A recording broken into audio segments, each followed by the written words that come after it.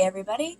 It has come to my attention that very few people have read the book Sex, Drugs, and Cocoa Puffs, and so I'm going to read an excerpt from that book. It's the chapter titled 23 Questions I Ask Everybody I Meet in Order to Decide if I Can Really Love Them. Question number 1. Let us assume you meet a rudimentary magician. Let us assume he can do 5 simple tricks. He can pull a rabbit out of his hat. He can make a coin disappear. He can turn the ace of spades into the joker card and 2 others in a similar vein. These are his only tricks, and he can't learn any more. He can only do these 5.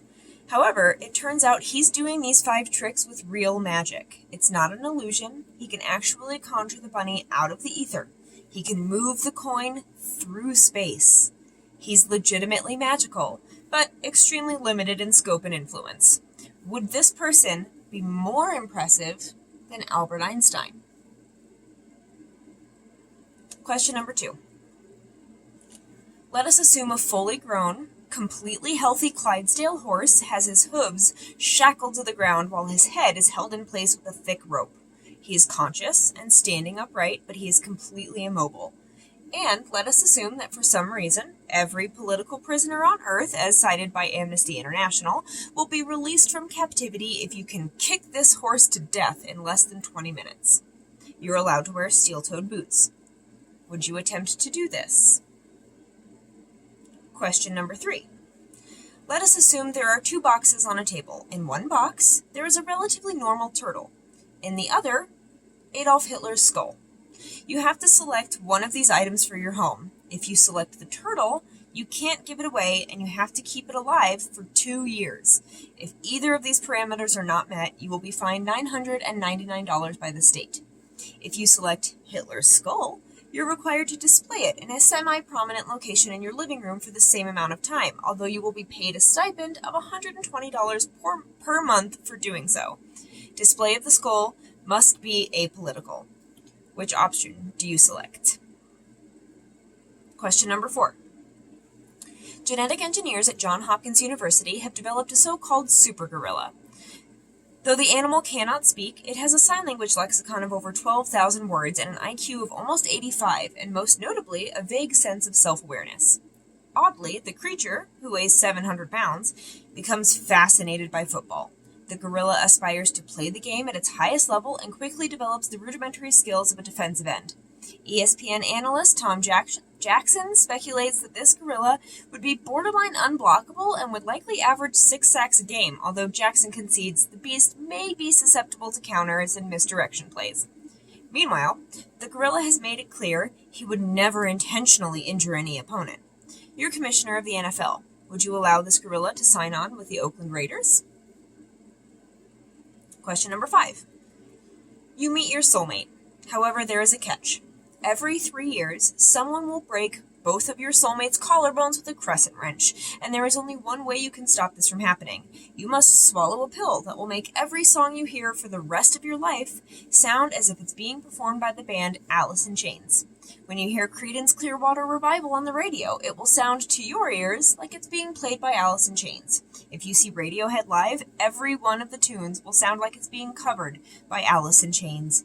When you hear a commercial jingle on TV, it will sound like Alice in Chains. If you sing to yourself in the shower, your voice will sound like deceased Alice vocalist Lane Staley performing a cappella, but it will only sound this way to you. Would you swallow the pill? Question number 6. At long last, somebody invents the Dream VCR. This machine allows you to tape an entire evening's worth of your own dreams, which you can then watch at your leisure. However, the inventor of the Dream VCR will only allow you to use this device if you agree to a strange caveat. When you watch your dreams, you must do so with your family and your closest friends in the same room. They get to watch your dreams along with you, and if you don't agree to this, you can't use the Dream VCR. Would you still do this? Question 7. Defying all expectation, a group of Scottish marine biologists capture a live Loch Ness monster. In an almost unbelievable coincidence, a bear hunter shoots a Sasquatch in the thigh, thereby allowing zoologists to take the furry monster into captivity. These events happen on the same afternoon. That evening, the president announces that he may have thyroid cancer and will undergo a biopsy later that week. You are the front page editor of the New York Times. What do you play as the biggest story? Question number 8. You meet the perfect person. Romantically, this person is ideal. You find them physically attractive, intellectually stimulating, consistently funny, and deeply compassionate. However, they have one quirk. This individual is obsessed with Jim Henson's gothic puppet fantasy, The Dark Crystal. Beyond watching it on DVD at least once a month, he or she peppers casual conversation with Dark Crystal references, uses Dark Crystal analogies to explain everyday events, and occasionally likes to talk intensely about the film's deeper philosophy. Would this be enough to stop you from marrying this individual? Question number 9. A novel titled Interior Mirror is released to mammoth commercial success despite middling reviews. However, a curious social trend emerges. Though no one can prove a direct scientific link, it appears that almost 30% of the people who read this book immediately become homosexual. Many of the newfound homosexuals credit the book for helping them reach this conclusion about their orientation, despite the fact that Interior Mirror is ostensibly a crime novel with no homoerotic content, and it was written by a straight man. Would this phenomenon increase or decrease the likelihood of you reading this book? Question number 10. This is the opening line of Jay McInerney's Bright Lights, Big City. You are not the kind of guy who would be in a place like this at this time of the morning. Think about that line in the context of the novel, assuming you've read it. Now go to your CD collection and find Heart's Little Queen album, assuming you own it, listening to the open riff to Barracuda. Which of these two introductions is a higher form of art? Question number 11. You're watching a movie in a crowded theater. Though the plot is mediocre, you find yourself dazzled by the special effects. But with 20 minutes left in the film, you're struck with an undeniable feeling of doom.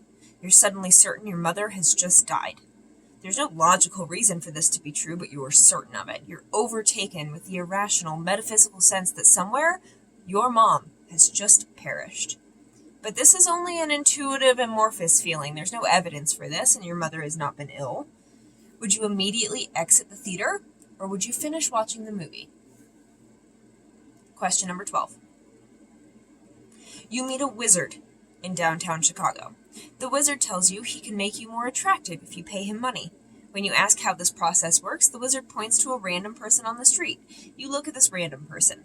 The wizard says, I will now make them $1 more attractive. He waves his magic wand. Ostensibly, this person does not change at all. As far as you can tell, nothing is different, but somehow, this person is suddenly a little more appealing. The tangible difference is invisible to the naked eye, but you can't deny that this person is vaguely sexier. This wizard has a weird rule, though. You can only pay him once. You can't keep giving him money until you're satisfied. You can only pay him one lump sum up front. How much cash do you give the wizard? Question number 13. Every person you have ever slept with is invited to a banquet where you are the guest of honor. No one will be in attendance except for you, the collection of former lovers, and the catering service. After the meal, you're asked to give a 15-minute speech to the assembly. What do you talk about? Question number 14. For reasons that cannot be explained, cats can suddenly read at a 12th grade level. They can't talk and they can't write, but they can read silently and comprehend the text. Many cats love this new skill because they now have something to do all day while they lay around the house. However, a few cats become depressed because reading forces them to realize the limitations of their existence, not to mention utter frustration of being unable to express themselves. This being the case, do you think the average cat would enjoy Garfield, or would cats find the cartoon to be an insulting caricature? Question number 15. You have a brain tumor. Though there is no discomfort at the moment, this tumor will unquestionably kill you in 6 months. However, your life can and will be saved by an operation. The only downside is there will be a brutal incision to your frontal lobe. After the surgery, you will be significantly less intelligent. You will be a fully functioning adult, but you will be less logical. You'll have a terrible memory, and you will have little ability to understand complex concepts and difficult ideas. The surgery is in 2 weeks. How do you spend the next 14 days? Question number 16. Someone builds an optical portal that allows you to see a vision of your own life in the future. It's essentially a crystal ball that shows you a randomly selected image of what your life will be like in 20 years. You can only see into this portal for 30 seconds. When you peer into the crystal, you see yourself in a living room, 2 decades older than you are today. You're watching Canadian football games, and you're extremely happy. You're wearing a CFL jersey. Your chair is surrounded by CFL books and magazines that promote the Canadian Football League, and there are CFL pendants covering your wall. You're alone in the room, but you're gleefully muttering about historical moments in Canadian football history. It becomes clear that for some unknown reason, you have become obsessed with Canadian football, and this future is static and absolute. No matter what you do, this future will happen. The optical portal is never wrong. This destiny cannot be changed. The next day, you're flipping through television channels and randomly come across a preseason CFL game between the Toronto Argonauts and the Saskatchewan Roughriders. Knowing your inevitable future, do you watch it? Question number 17. You're sitting in an empty bar in a town you've never before visited, drinking Bacardi with a soft-spoken acquaintance you barely know. After an hour, a third individual walks into the tavern and sits by himself, and you ask your acquaintance who the new man is. Be careful of that guy, you're told. He is a man with a past. A few minutes later, a fourth person enters the bar. He also sits alone. You ask your acquaintance who this new individual is. Be careful of that guy too, he says. He is a man with no past. Which of these two people do you trust less? Question number 18. You have won a prize. The prize has 2 options, and you can choose either, but not both. The first option is a year in Europe with a monthly stipend of $2,000. The second option is 10 minutes on the moon. Which option do you select? Question number 19. Your best friend is taking a nap on the floor of your living room. Suddenly, you're faced with a bizarre existential problem. This friend is going to die unless you kick them as hard as you can in the ribcage. If you don't kick them while they slumber, they will never wake up. However, you can never explain to your friend. If you later inform them that you did this to save their life, they will also die from that. So you have to kick a sleeping friend in the ribs, and you can't tell them why. Since you cannot tell your friend the truth, what excuse will you fabricate to explain this seemingly inexplicable attack? Question number 20. For whatever the reason, 2 unauthorized movies are made about your life. The first is an independently released documentary, primarily comprised of interviews with people who know you and bootleg footage from your actual life. Critics are describing the documentary as brutally honest and relentlessly fair. Meanwhile, Columbia TriStar has produced a big-budget biopic about your life, casting major Hollywood stars as you and all of your acquaintances. Though the movie is based on actual events, screenwriters have taken some liberties with the facts. Critics are split on the artistic merits of this fictionalized account, but audiences love it. Which film would you be most interested in seeing? Question number 21. Imagine you could go back to the age of 5 and relive the rest of your life, knowing everything you know now. You will re-experience your entire adolescence with both the cognitive ability of an adult and the memories of everything you've learned from having lived your life previously. Would you lose your virginity earlier or later than you did the first time around, and by how many years? Question number 22. You work in an office. Generally, you're popular with your coworkers. However, you discover that there are currently 2 rumors circulating in the office gossip mill, and both involve you. The first rumor is that you got drunk at the office holiday party and had sex with one of your married coworkers. This rumor is completely true, but most people don't believe it. The second rumor is that you've been stealing hundreds of dollars of office supplies and then selling them to cover a gambling debt. This rumor is completely false, but virtually everyone assumes that it's factual. Which of these 2 rumors is the most troubling to you? And question number 23.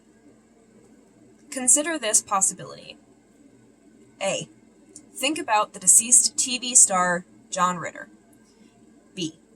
Now, pretend Ritter has never become famous. Pretend he was never affected by the trappings of fame and try to imagine what his personality would have been like. C. Now imagine that this person, the unfamous John Ritter, is a character in a situation comedy. D.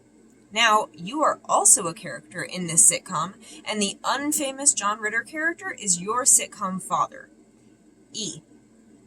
However, this sitcom is actually your real life. In other words, you're living inside a sitcom. Everything about your life is a construction featuring the unfamous John Ritter playing himself in the role of TV father, but this is not a sitcom. This is your real life. How would you feel about this? This book is great. I'm going to see if I can find the excerpt of another chapter. If I can find it, I'll read it also, because got to find something to entertain ourselves during the, quarantine apocalypse, the corona apocalypse. Bye, guys. Hope you enjoyed.